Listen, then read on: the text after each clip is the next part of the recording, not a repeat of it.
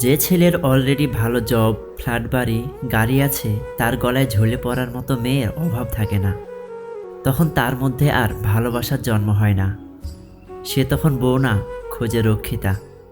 তাই প্রতিষ্ঠিত একটা ছেলে দেখে বিয়ে করে তার গলায় ঝুলে পড়া অসাধারণ কিছু নয়। অপ্রতিষ্ঠিত একটা ছেলেকে ভালোবেসে তাকে প্রতিষ্ঠিত অবধি নিয়ে গিয়ে অতঃপর ফ্যামিলিকে মানিয়ে বিয়ে করে সারা জীবন পাশে থাকার মাঝেই প্রকৃত অসাধারণত্ব লুকায়িত থাকে। মানুষ যখন প্রেমে পড়ে সে 1000 বছর বাঁচতে চায়, আর যখন ব্যর্থ হয় তখন প্রতি মুহূর্তে মৃত্যু কামনা করে। যে মানুষগুলোকে এখন সফল দেখছো, অতীতে সে বহুবার ব্যর্থ হয়েছিল। কিন্তু লোকে বলে একজন চলে গেলে জীবন কখনো থেমে থাকে না। কিন্তু সেই মানুষটি যদি মা হয়, তাহলে লাখো লোক জীবনে এলেও একটি মায়ের কমতি কেউ পূরণ করতে পারে না। নারী আর সিঁড়ি দুইটার মাঝে অনেকটাই মিল। দুইটাই আপনাকে উপরে তুলতে পারে, আবার দুইটাই আপনাকে নিচে নামাতে পারে। যদি তুমি কাউকে সম্মান দিতে না পারো তো দিও না, কিন্তু 5 জনের সামনে কখনো কাউকে অসম্মান করো না। নারীকে এই 4টি কথা বললে আপনাকে ভিক্ষা করে খেতে হতে পারে। 1. কখনোই তার সামনে অন্য মেয়ের প্রশংসা করবেন না।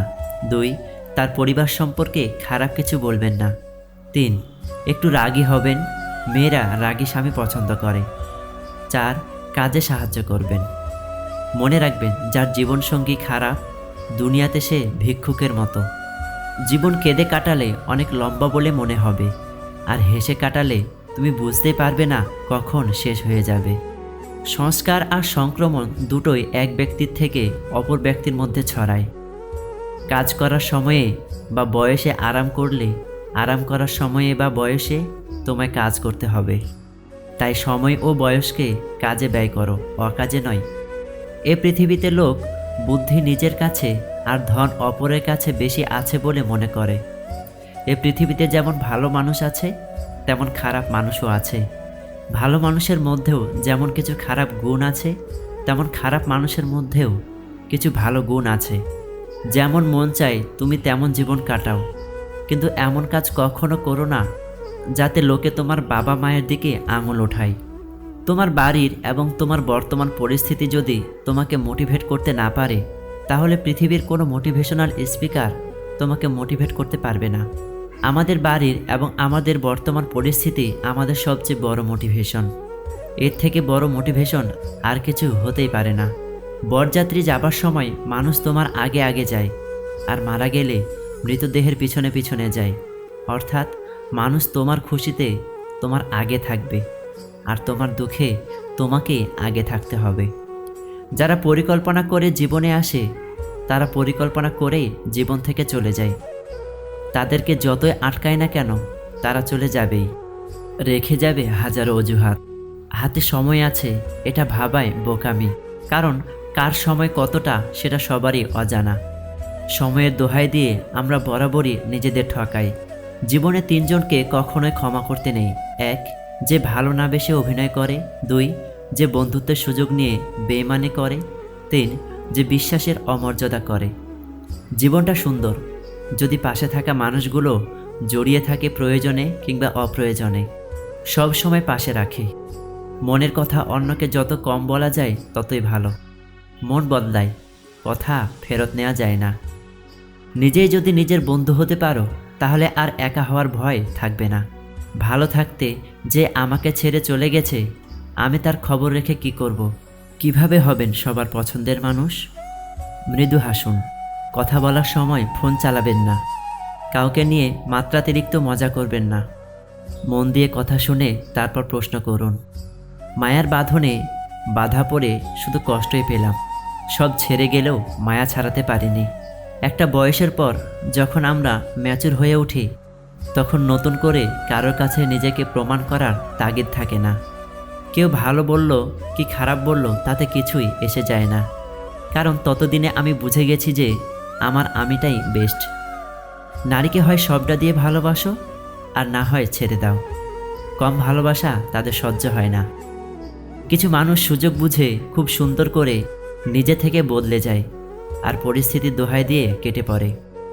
এক জ্ঞানী পুরুষ বললেন, স্ত্রী লোকেরা দুনিয়ার সমস্ত সমস্যার মূল। এক জ্ঞানী মহিলা উত্তর দিলেন, একদম ঠিক। সে 9 মাস এক মূর্খকে তার নিজ গর্ভে পালন করে, যাতে সে বেরিয়ে এসে বলতে পারে যে স্ত্রী লোকেরাই দুনিয়ার সমস্ত সমস্যার মূল। সে অনেক দিন আগের কথা। কোনো এক রাজা তার নতুন রানীকে নিয়ে মাছ ধরতে যাবেন ভাবলেন।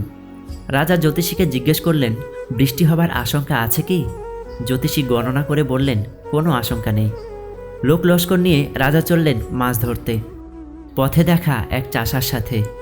বেচারা টাক মাথায় হন্তদন্ত হয়ে বাড়ি ফিরছে গাধার পিঠে চড়ে।